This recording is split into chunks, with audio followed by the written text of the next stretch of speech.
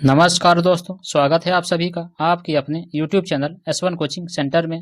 Friends, आज की video में हम लोग एक बार फिर से आरआरबी एनटीपीसी सीबीटी 1 में पूछे गए जीके के कुल 40 क्वेश्चंस का डिटेल सॉल्यूशन करने जा रहे हैं। ठीक है, जिसमें आज की वीडियो में हम लोग 16 जनवरी 2021 शिफ्ट 1 के क्वेश्चंस को देखेंगे। बाकी शिफ्ट की वीडियो जिसे नहीं देखें वो चैनल के प्लेलिस्ट में जाकर के देख सकते हैं। तो चलिए वीडियो स्टार्ट करते हैं। वो देखते हैं शिफ्ट का सबसे पहला क्वेश्चन। देखिए, सबसे पहला क्वेश्चन क्या है कि वस्तुएं जो उपभोक्ता की तत्काल आवश्यकता को पूरा करने के लिए नहीं बल्कि अन्य वस्तुओं के उत्पादन के लिए लाई जाती है उसे क्या कहते हैं? तो उसे क्या कहते हैं? उसे पूंजीगत वस्तुएं कहते हैं। ठीक है, यानी कि आप ऑप्शन बी तब राइट आंसर हो जाएगा। देखिए, पूंजीगत वस्तुएं वे भौतिक संपत्तियां होती है जिनका इस्तेमाल व्यवसाय तैयार माल और सेवाओं का उत्पादन करने के लिए करते हैं। इन्हें पूंजीगत सामान भी कहा जाता है। ये वस्तुएं व्यवसाय के लिए आय उत्पन्न करने और उत्पादन को आसान बनाने में मदद करती है। पूंजीगत वस्तुओं के उदाहरण देख लीजिए, मशीनरी हो गया, उपकरण हो गया, इमारतें, वाहन, औजार, ये सब हो जाएगा। उसके बाद क्वेश्चन नंबर 2 देखिए, यहाँ पे कहा कि निम्न में से कौन एक स्प्रेडशीट का उदाहरण हो जाएगा? तो कौन हो जाएगा? देखिए यहाँ पे माइक्रोसॉफ्ट एक्सेल हो जाएगा। ठीक है, यानी कि आप ऑप्शन बी राइट आंसर हो जाएगा। देखिए, माइक्रोसॉफ्ट एक्सेल एक स्प्रेडशीट प्रोग्राम है। इसका इस्तेमाल डेटा को व्यवस्थित करने, प्रारूपित करने और गणना करने के लिए किया जाता है। यह माइक्रोसॉफ्ट ऑफिस का एक हिस्सा है। माइक्रोसॉफ्ट एक्सेल की कुछ और बातें चलिए जान लेते हैं। देखिए, इसमें डेटा प्रविष्टि, प्रबंधन, वित्तीय मॉडलिंग और चार्टिंग की सुविधाएं उपलब्ध होता है। इसमें गणितीय और तार्किक फंक्शन लाई जा सकते हैं। इसमें जो है पिवट टेबल और ग्राफ बनाए जा सकते हैं। उसके बाद देखिए कि इसमें रेखांकन उपकरण होता है। इसमें विजुअलाइजेशन का इस्तेमाल किया जा सकता है। इसमें जो फार्मूला, शॉर्टकट, ये सब का भी इस्तेमाल कर सकते हैं हम लोग। ठीक है, किसमें? माइक्रोसॉफ्ट एक्सेल में।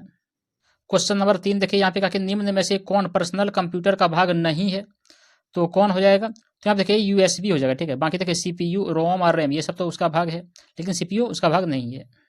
देखिए देखिए यूएसबी का फुल फॉर्म क्या होता है? तो यूनिवर्सल सीरियल बस होता है। ठीक है, और यह एक इंटरफेस है जिसके जरिए कंप्यूटर और दूसरे उपकरणों को जोड़ा जाता है। यूएसबी की मदद से डेटा ट्रांसफर किया जाता है और बिजली की आपूर्ति करा जाता है। क्वेश्चन नंबर 4 देखिए, यहाँ पे कहा कि निम्न में से कौन एक इनपुट डिवाइस है? तो कौन हो जाएगा? तो यहाँ पे देखिए ऑप्टिकल करेक्टर रीडर। ठीक है, ये हो जाएगा, यानी कि OCR ये हो जाएगा। देखिए, कंप्यूटर को डेटा भेजने वाले हार्डवेयर डिवाइस को इनपुट डिवाइस कहते हैं और इन डिवाइस की मदद से कंप्यूटर से इंटरेक्ट किया जा सकता है। इनपुट डिवाइस के कुछ उदाहरण देख लीजिए, keyboard, mouse, joystick, light pen, track ball, scanner, graphic, tablet, microphone, webcam, biometric sensor, ये सब हो जाएगा। क्वेश्चन नंबर 5 देखिए, यहाँ पे कहा कि उत्तराखंड के कुमाऊं क्षेत्र में लोकप्रिय तलवार नृत्य को क्या कहा जाता है? तो क्या कहा जाएगा? तो देखिए ये चोलिया कहा जाएगा। ठीक है, ये ऑप्शन सी इसका राइट आंसर हो जाए। देखिए, उत्तराखंड के कुमाऊं क्षेत्र में लोकप्रिय तलवार नृत्य को छोलिया कहते हैं। यह एक पारंपरिक लोक नृत्य है। छोलिया नृत्य कुमाऊनी और सुदूर पश्चिमी संस्कृतियों का एक प्रतीक है और यह नृत्य जो है वो कुमायूनी शादियों में किया जाता है। क्वेश्चन नंबर 6 देखिए, यहाँ पे कहा कि उन्नत भारत का अभियान संबंधित है। तो उन्नत भारत अभियान संबंधित है किससे? तो देखिए किससे हो जाएगा? तो देखिए किससे हो जाएगा? तो उच्च शिक्षा संस्थानों की सहायता से ग्रामीणों और भारत का विकास ये हो जाएगा। देखिए, उन्नत भारत अभियान भारत सरकार के मानव संसाधन विकास मंत्रालय का एक प्रमुख कार्यक्रम है और इसका जो मकसद है वो गांवों में विकास लाना और उन्हें आत्मनिर्भर बनाना है। इस अभियान के तहत देश के बेहतरीन संस्थानों का ज्ञान और संसाधन ग्रामीण विकास में लगाए जाते हैं। उन्नत भारत अभियान के बारे में कुछ और जान लेते हैं। देखिए, यह अभियान गांधी जी के दृष्टिकोण के मुताबिक ग्राम गणराज्य बनाने में मदद करता है। उसके बाद इस अभियान का जो मकसद है वो ग्रामीण भारत की विकास जरूरतों को पूरा करना है। इस अभियान के तहत उच्च शिक्षण संस्थानों को ग्रामीण भारत के लोगों के साथ मिलकर काम करना होता है। इस अभियान के तहत ग्रामीण भारत में विकास चुनौतियों की पहचान की जाती है और उनके समाधान निकाले जाते हैं और इस अभियान के तहत उभरते कारोबारों को ज्ञान और अनुभव दिया जाता है। क्वेश्चन नंबर 7 देखिए, यहाँ पे क्या है कि भारत में हरित क्रांति को सफलतापूर्वक क्रियान्वित करने का जो श्रेय है वो किसे दिया जाता है? तो MS स्वामीनाथन को, यानी कि आप ऑप्शन ये राइट आंसर हो जाए। देखिए, भारत में हरित क्रांति को सफलतापूर्वक लागू करने का जो श्रेय है वो डॉक्टर MS स्वामीनाथन को दिया जाता है। उन्हें भारतीय हरित क्रांति का जनक कहा जाता है। हरित क्रांति के बारे में कुछ और बातें चलिए जान लेते हैं। देखिए, हरित क्रांति की जो शुरुआत है 1966-67 में हुआ था। इस क्रांति में गरीब किसानों के खेतों में ज्यादा उपज देने वाले गेहूं और चावल के पौधे लगाए गए। हरित क्रांति से किसानों की आमदनी भी बढ़ गई। उसके देखिए कि इस क्रांति में उच्च उपज वाली किस्में यानी कि हाई एल्डिंग वेराइटीज की बीजों का इस्तेमाल किया गया। हरित क्रांति ने पूंजीवादी कृषि को भी बढ़ावा दिया। तो इतना कुछ आपको याद रखना हरित क्रांति से। क्वेश्चन नंबर 8 देखिए, यहाँ पे कहा कि दूरी और समय के संदर्भ में भारतीय रेलवे नेटवर्क में सबसे लंबी चलने वाली ट्रेन का नाम क्या हो जाएगा? तो क्या हो जाएगा? तो देखिए ये होगा विवेक एक्सप्रेस। ठीक है, क्या होगा? विवेक एक्सप्रेस, यानी कि आप ऑप्शन ये राइट आंसर हो जाएगा। देखिए दूरी और समय के हिसाब से विवेक एक्सप्रेस भारतीय रेलवे की सबसे लंबी दूरी तय करने वाली ट्रेन है और यह ट्रेन असम के डिब्रूगढ़ से तमिलनाडु के कन्याकुमारी तक चलती है। यह ट्रेन 4286 किलोमीटर का सफर तय करती है। विवेक एक्सप्रेस के बारे में कुछ और खास बातें चलिए जान लेते हैं। देखिए यह ट्रेन जो है वो साप्ताहिक रूप से चलती है। इस ट्रेन को स्वामी विवेकानंद की 150वीं जयंती पर शुरू करा गया था।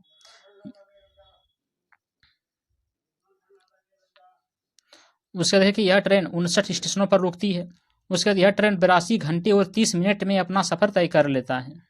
क्वेश्चन नंबर 9 देखिए यहाँ पे कहा कि टोक्यो 2021 ओलंपिक मसाल रिले का जापानी चरण 2021 में कहाँ से शुरू होने वाला है?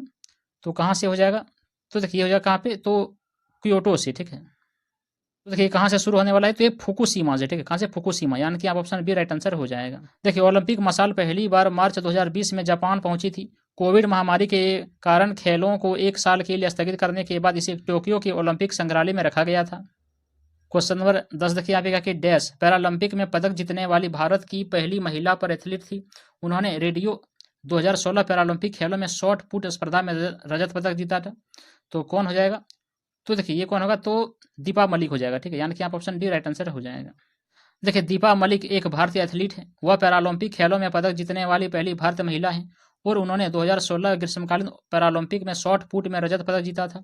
उन्होंने 2018 में दुबई में आयोजित पैरा एथलीट ग्रैंड प्रिक्स में F53, 54 भाला स्पर्धा में भी स्वर्ण पदक जीता। वह वर्तमान में F53 श्रेणी में विश्व की नंबर 1 खिलाड़ी भी बन गई है। चलिए क्वेश्चन नंबर 11 देख लेते हैं। यहाँ पे कहा कि 24 अक्टूबर कितना को राष्ट्रीय संघ के उत्तराधिकारी के रूप में संयुक्त राष्ट्र की स्थापना करा गया था? तो देखिए ये करा गया था 24 अक्टूबर, ठीक है। कब? 1945 ईस्वी को करा गया था, ठीक है। यानी कि यहाँ ऑप्शन बी राइट आंसर हो जाएगा। देखिए सैन फ्रांसिस्को सम्मेलन समाप्त होने के 4 महीने के बाद संयुक्त राष्ट्र आधिकारिक रूप से 24 अक्टूबर 1945 को अस्तित्व में आया था, जब चीन, फ्रांस, सोवियत संघ, यूनाइटेड किंगडम, संयुक्त राज्य अमेरिका और अधिकांशतः अन्य हस्ताक्षरकर्ताओं के द्वारा इसके चार्टर की पुष्टि की गई थी। उसके बाद क्वेश्चन नंबर 12 देखिए यहाँ पे क्या है कि अंतर्राष्ट्रीय न्यायालय स्थित है कहाँ पर? तो हेग में स्थित है। कहाँ पर? हेग में, यानी कि आप ऑप्शन ए राइट आंसर हो जाएगा। देखिए अंतर्राष्ट्रीय न्यायालय नीदरलैंड के द हेग में स्थित है। इसका मुख्यालय कहाँ पर है? तो पीस पैलेस में है, ठीक है। उसके देखिए कि अंतर्राष्ट्रीय न्यायालय से जो कुछ और बातें चलिए जान लेते हैं। यह संयुक्त राष्ट्र का प्रमुख न्यायिक अंग है। इसकी स्थापना कब हुआ था? तो 1945 में हुआ था। यह अंतर्राष्ट्रीय कानून के मुताबिक देशों के बीच विवादों को सुलझाता है। यह अंतर्राष्ट्रीय कानूनी मुद्दों पर सलाहकार राय देता है। उससे देखिए इसकी आधिकारिक भाषाएं कौन सा है? तो अंग्रेजी और फ्रेंच है। इससे विश्व न्यायालय भी कहा जाता है। यह अंतर्राष्ट्रीय न्याय के अस्थायी न्यायालय का उत्तराधिकारी भी है। चलिए क्वेश्चन नंबर 13 देख लेते हैं। यहाँ पे क्या कि संयुक्त राष्ट्र मानव जाति को स्वर्ग में ले जाने के लिए नहीं बनाया गया था, बल्कि मानवता को नर्क से बचाने के लिए बनाया गया था। यह किसने कहा था? तो ये किसने कहा था? तो ये कहा था कि डिग हैमरस्कॉल्ड ने, ठीक है। डिग हैमरस्कॉल्ड ने कहा था। देखिए संयुक्त राष्ट्र मानव जाति को स्वर्ग में ले जाने के लिए नहीं बनाया था, बल्कि मानवता को नरक से बचाने के लिए बनाया गया था। यह कथन किसका था? तो डेग हैमरस्कॉल्ड का कहना, ठीक है। डेग हैमरस्कॉल्ड का कहना था ये। और ये डेग हैमरस्कॉल्ड जो है संयुक्त राष्ट्र संघ के दूसरे महासचिव भी थे। क्वेश्चन नंबर 14 देखिए यहाँ पे कहा कि इलेक्ट्रॉनों की खोज पर उनके कार्यों के लिए किस ब्रिटिश भौतिक वैज्ञानिक को 1906 ईस्वी में भौतिक में नोबेल पुरस्कार से सम्मानित करा गया था? कौन होगा? जे थॉमसन, ठीक है। कौन? जे थॉमसन, यानी कि आप ऑप्शन सी राइट आंसर हो जाएगा। देखिए इलेक्ट्रॉन की खोज अंग्रेज भौतिक वैज्ञानिक सर जोसेफ जॉन थॉमसन यानी कि जे थॉमसन ने करा था। कब? तो साल 1897 में। इलेक्ट्रॉन की खोज थॉमसन को साल 1906 में इलेक्ट्रॉन की खोज के लिए नोबेल पुरस्कार भी मिला था, ठीक है। देखिए न्यूट्रॉन की खोज किसने किया था? तो चैडविक ने किया था, ठीक है। और अगर प्रोटॉन का पूछे तो रदरफोर्ड ने किया था। चलिए क्वेश्चन नंबर 15 देख लेते हैं। यहाँ पे कहा कि केवला देव घाना राष्ट्रीय उद्यान स्थित है कहाँ पर? तो राजस्थान राज्य में स्थित है, ठीक है। यानी कि यहाँ ऑप्शन ए राइट आंसर हो जाएगा। देखिए केवला देव घाना राष्ट्रीय उद्यान को 1985 में मानदंड 4 के तहत विश्व धरोहर स्थल बनाया गया था और औचित्य ग्रह था कि ये पार्क प्रवासी जल पक्षियों के लिए अंतर्राष्ट्रीय महत्व का वेटलैंड है। यह दुर्लभ साइबेरियाई क्रेन के लिए सर्दियों का मैदान है और बड़ी संख्या में स्थानीय घोंसले बनाने वाले पक्षियों का भी निवास स्थान है। चलिए क्वेश्चन नंबर 16 देख लेते हैं। यहाँ पे कहा कि ई वे बिल निम्न में से किससे संबंधित हो जाएगा? तो किससे हो जाएगा? तो देखिए माल और सेवाओं को पोस्ट पेमेंट से संबंधित हो जाएगा। देखिए ई वे बिल माल के परिवहन से जुड़ा एक डिजिटल दस्तावेज है और यह जीएसटी यानी कि वस्तु एवं सेवा कर व्यवसाय के तहत 50,000 रुपये से ज़्यादा कीमत के माल के परिवहन के लिए जरूरी है। ई वे बिल माल के परिवहन के लिए जरूरी कागज है। इसे इलेक्ट्रॉनिक वे बिल भी कहा जाता है। चलिए क्वेश्चन नंबर 17 देख लेते हैं। यहाँ पे कहा कि डैश एक प्रसिद्ध नक्षत्र है जिसे शाम के समय देखा जा सकता है। इस नक्षत्र को 100 के नाम से भी जाना जाता है। तो कौन सा हो जाएगा? तो देखिए ये हो जाएगा कौन सा, ओरियन, ठीक है, यानी कि आप ऑप्शन ए राइट आंसर हो जाएगा। देखिए ओरियन एक प्रसिद्ध नक्षत्र है जिसे शाम के समय देखा जा सकता है और इसे हंटर के नाम से भी जाना जाता है। यह एक तारामंडल है। ओरियन के बारे में चलिए कुछ और जान लेते हैं। ओरियन को ग्रीक पुरानी कथाओं के एक शिकारी के नाम से भी रखा गया था। यह अपने चमकीले सितारों के लिए जाना जाता है। उसके बाद इसमें बेटल गेस और रिगेल जैसी चमकीले तारे होते हैं। ओरियन के 3 मध्य सितारे हंटर के बेल्ट का प्रतिनिधित्व करते हैं। ये तारे एक विशिष्ट सीधी रेखा बनाते हैं और अन्य आकाशीय पिंडों का पता लगाने के लिए एक संदर्भ बिंदु के रूप में काम करते हैं। क्वेश्चन नंबर 18 देखिए यहाँ पे कहा कि बोकारो स्टील प्लांट भारत में 1964 में किसके सहयोग से बनाया गया था? तो किसके सहयोग से? देखिए सोवियत संघ के सहयोग से बनाया गया था ये, ठीक है। देखिए बोकारो स्टील प्लांट को सोवियत संघ के सहयोग से बनाया गया था। इसकी स्थापना 1964 में हुआ था और यह झारखंड के बोकारो जिले में स्थित है। चलिए क्वेश्चन नंबर 19 देख लेते हैं। यहाँ पे कहा कि डैश क्षेत्र जर्मनी के कुल इस्पात उत्पादन के 80% के लिए जिम्मेदार है। तो कौन हो जाएगा? तो देखिए रूर शहर हो जाएगा, ठीक है, यानी कि यहाँ ऑप्शन डी राइट आंसर हो जाएगा। देखिए जर्मनी का जो रूर क्षेत्र है ना, वो जर्मनी के कुल इस्पात उत्पादन का 80% हिस्सा पैदा करता है। इसे राइन वेस्टफेलिया भी कहा जाता है। यह जर्मनी का प्रमुख औद्योगिक क्षेत्र है। चलिए क्वेश्चन नंबर 20 देख लेते हैं। यहाँ पे कहा कि भारत की 2011 की जनगणना के अनुसार किस राज्य का जनसंख्या घनत्व तो सबसे कम है? तो कौन हो जाएगा? तो देखिए अरुणाचल प्रदेश हो जाएगा, यानी कि यहाँ ऑप्शन सी राइट आंसर हो जाएगा। तब देखिए साल 2011 की जनगणना के मुताबिक अरुणाचल प्रदेश में सबसे कम जनसंख्या घनत्व था। अरुणाचल प्रदेश का जनसंख्या घनत्व कितना था ये याद रखिएगा, 17 व्यक्ति वर्ग प्रति किलोमीटर है, ठीक है। जनसंख्या घनत्व का मतलब क्या होता है कि किसी इकाई क्षेत्र में रहने वाले लोगों की संख्या। साल 2011 की जनगणना से जुड़ी कुछ और बातें चलिए जान लेते हैं। देखिए साल 2011 की जनगणना में भारत की जो जनसंख्या है वो 382 व्यक्ति प्रति वर्ग किलोमीटर था। उससे देखिए कि बिहार में सबसे ज्यादा जनसंख्या घनत्व था जो कि 1106 व्यक्ति प्रति वर्ग किलोमीटर था और राज्य है, ठीक है। और उत्तर प्रदेश सबसे ज्यादा आबादी वाला राज्य है। केरल में लिंगानुपात और साक्षरता दर सबसे ज्यादा है। गोवा में सबसे ज्यादा शहरीकरण था। उसके बाद जान लीजिए कि नागालैंड में जनसंख्या में गिरावट दर्ज हुआ था यहाँ पे, ठीक है। चलिए क्वेश्चन नंबर 21 यहाँ पे देख लेते हैं। क्या है कि वर्ष डैश में स्वेज नहर खोली गई थी। इसने विश्व अर्थव्यवस्था के साथ मुंबई की कड़ी को और मजबूत कर दिया था। तो कब खोला गया था ये खोला गया था, देखिए ये कब खोला गया था? तो 1869 ईस्वी को खोला गया था, ठीक है। देखिए 1869 ईस्वी में स्वेज नहर खोला गया था। इसने विश्व अर्थव्यवस्था के साथ बम्बई की कड़ी को और मजबूत भी कर दिया था। चलिए क्वेश्चन नंबर 22 यहाँ पे देख लेते हैं। क्या है कि डैश भारत का सबसे बड़ा और एशिया में दूसरा सबसे बड़ा मिट्टी का बांध है। बांध का जो नाम है वो महाबली के पुत्र के नाम पर रखा गया है जो केरल के राजा थे। तो कौन सा बांध हो जाएगा यहाँ पे? तो देखिए यहाँ पे होगा बानासुर सागर बांध, ठीक है। कौन सा? बानासुर सागर बांध। देखिए केरल के वायनाड जिले में कलपेट्टा से 15 किलोमीटर दूर स्थित राजसी बानासुर सागर बांध भारत का सबसे बड़ा मिट्टी का बांध है और एशिया का दूसरा सबसे बड़ा बांध है। यह एक आदर्श छुट्टी है। चलिए क्वेश्चन नंबर 23 यहाँ पे देख लेते हैं। क्या कि निम्न में से कौन सा देश है जो भारत के साथ भूमि सीमा साझा नहीं करता है? तो यहाँ पे देखिए नेपाल तो करता है, पाकिस्तान भी करता है, भूटान भी करता है, ठीक है। ये श्रीलंका नहीं करता है। देखिए ईरान और श्रीलंका भारत के साथ जमीनी सीमा नहीं साझा करता है। देखिए ईरान मध्य पूर्व में स्थित है और यह इराक, तुर्की, आर्मेनिया, अजरबैजान, तुर्कमेनिस्तान, अफगानिस्तान और पाकिस्तान जैसे देशों से घिरा हुआ है। श्रीलंका जो है भारत के दक्षिण में पाक जलडमरूमध्य से अलग है। यह भारत के साथ समुद्री सीमा साझा करता है। उसके बाद चलिए जान लेते हैं यहाँ पे कि भारत अन्य देशों के साथ जमीनी सीमा साझा करता है। कौन कौन सा देश है? तो देखिए चीन, भूटान, नेपाल, पाकिस्तान, अफगानिस्तान, बांग्लादेश, म्यांमार, भारत, मालदीव और इंडोनेशिया जैसे देशों के साथ समुद्री सीमा साझा करता है। चलिए क्वेश्चन नंबर 24 यहाँ पे देख लेते हैं। क्या कि जय जवान जय किसान का नारा दिया था किसने? तो किसने दिया था? देखिए लाल बहादुर शास्त्री जी ने दिया था, ठीक है। यानी कि आप ऑप्शन सी राइट आंसर हो जाएगा। देखिए जय जवान जय किसान का जो नारा है वो भारत के पूर्व प्रधानमंत्री लाल बहादुर शास्त्री ने दिया था। उन्होंने यह नारा 1965 के भारत पाक युद्ध के दौरान दिया था। इस नारे के पीछे की वजह क्या था चलिए जान लेते हैं। देखिए 1962 के भारत चीन युद्ध के बाद भारत पर खाद्यान्न आयात पर निर्भरता बढ़ गया था। उसके जान लीजिए कि 1965 में जो मानसून कमजोर रहा था जिससे अकाल की स्थिति पैदा हो गई थी। 1965 के भारत पाकिस्तान युद्ध के दौरान अमेरिका ने भारत को युद्ध बंद करने की धमकी दे दिया था। चलिए क्वेश्चन नंबर 25 यहाँ पे देख लेते हैं। क्या कि 1916 के लखनऊ समझौते ने भारतीय राष्ट्रीय कांग्रेस की नरम पंथियों, कट्टरपंथियों और किसके लिए संयुक्त राजनीतिक मंच प्रदान किया था? तो ये हो जाएगा मुस्लिम लीग के लिए, ठीक है। देखिए मुस्लिम लीग की स्थापना कब हुआ था? डेट याद रखिएगा 1906 ईस्वी को भारतीय राष्ट्रीय कांग्रेस के वैकल्पिक राजनीतिक समूह के रूप में किया गया था। इसका जो उद्देश्य था वो ज्यादातर हिंदुओं से बने देश में भारतीय मुसलमानों के हितों का प्रतिनिधित्व करना था। मोहम्मद अली जिन्ना जो कांग्रेस के सदस्य भी थे 1916 में अध्यक्ष चुने गए थे।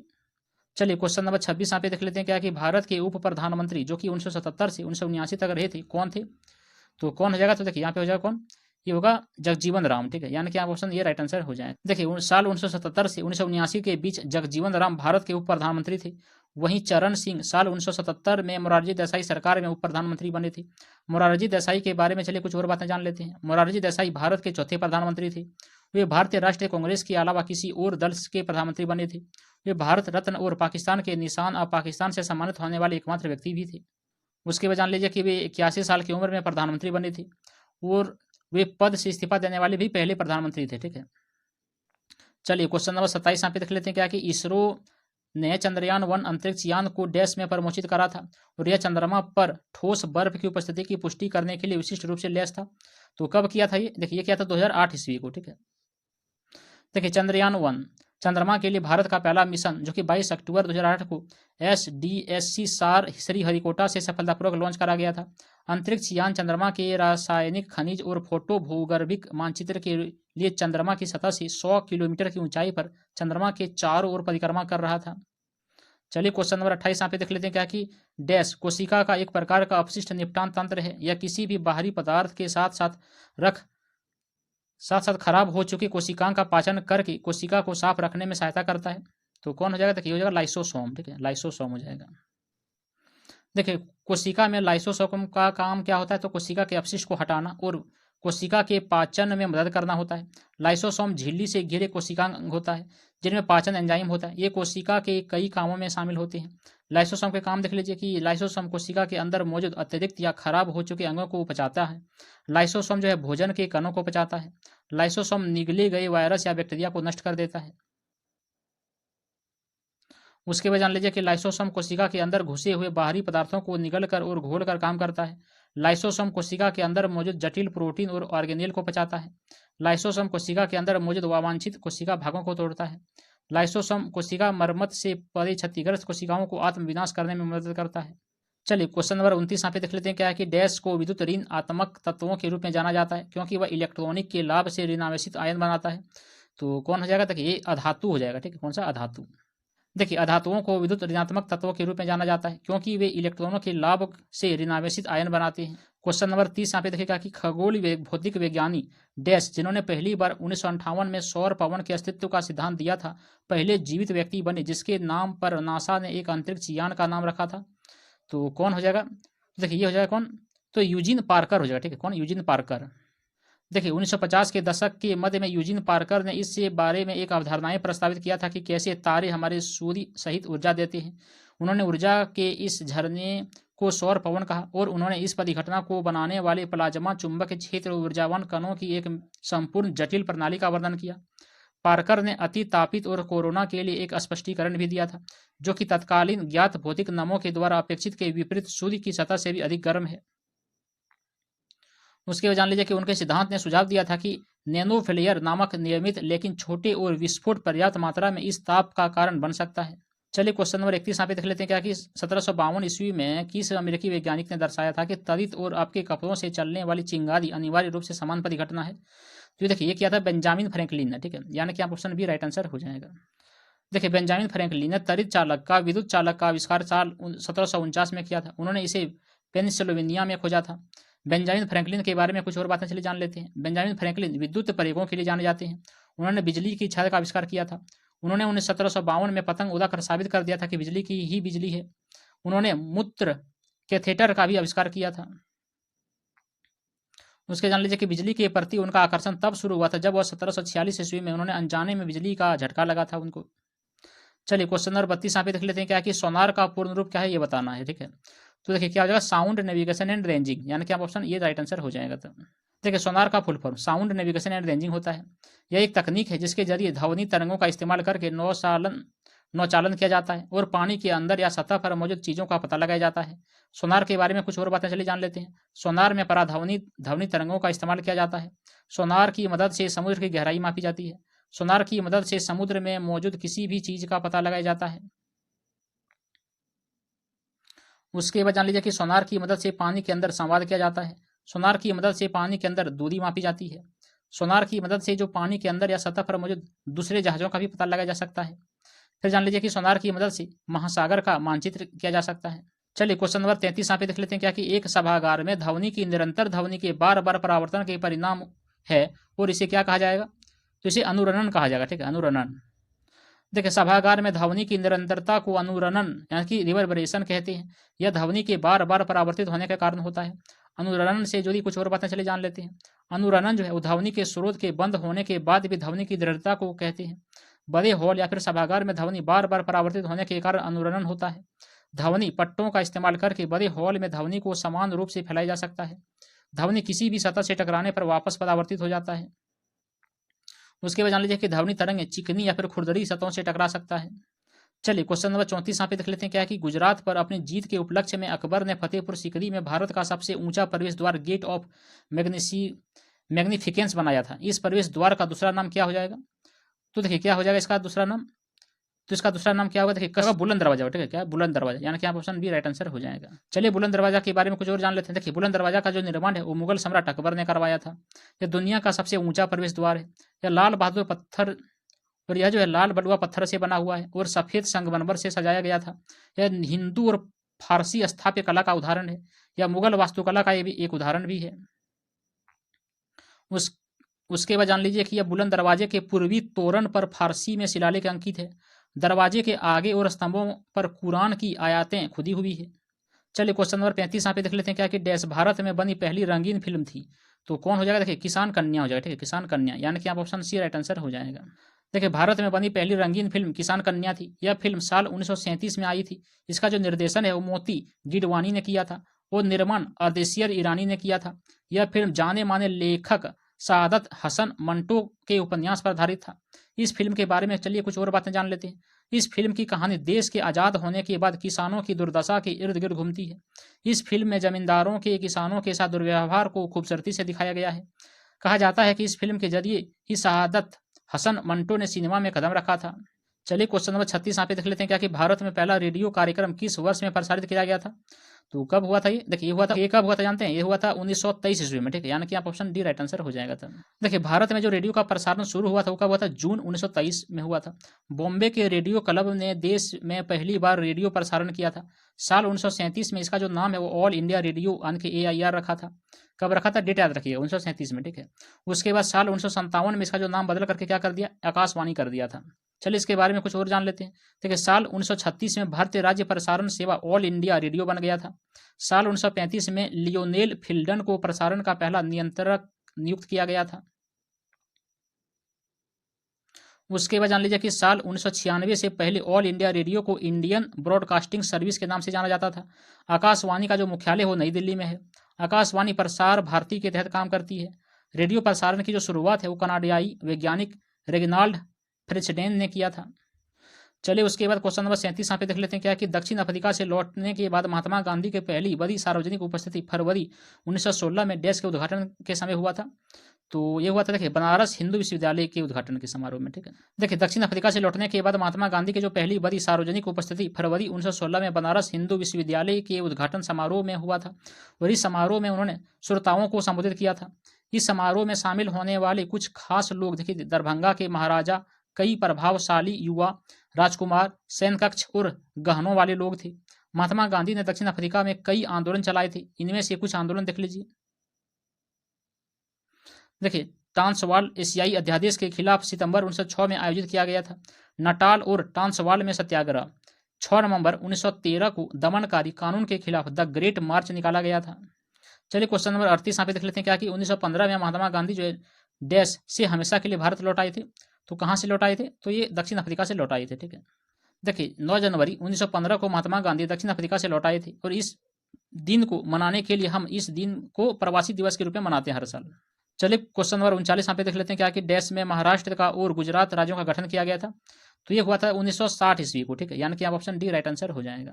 देखिए महाराष्ट्र और गुजरात राज्य का गठन 1 मई 1960 को हुआ था।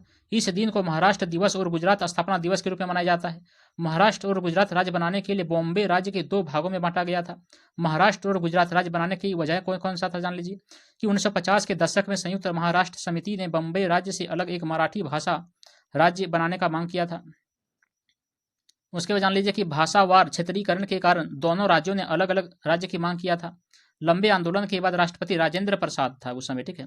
उपराष्ट्रपति कौन था? सर्वपल्ली राधाकृष्णन था और प्रधानमंत्री जवाहरलाल नेहरू ने इन दोनों राज्यों के गठन पर सहमति जता दिया था।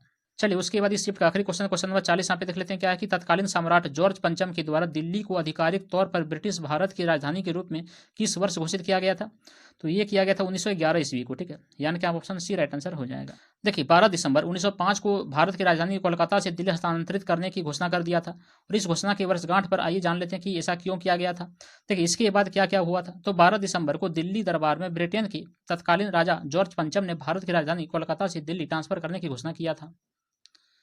तो बस इतना ही था फ्रेंड्स। कैसे लगा ये वीडियो कमेंट करके जरूर बताइएगा। चलिए मिलते हैं अगले वीडियो में एक अगले शिफ्ट के क्वेश्चंस को लेकर के। तब तक के लिए धन्यवाद। जय हिंद।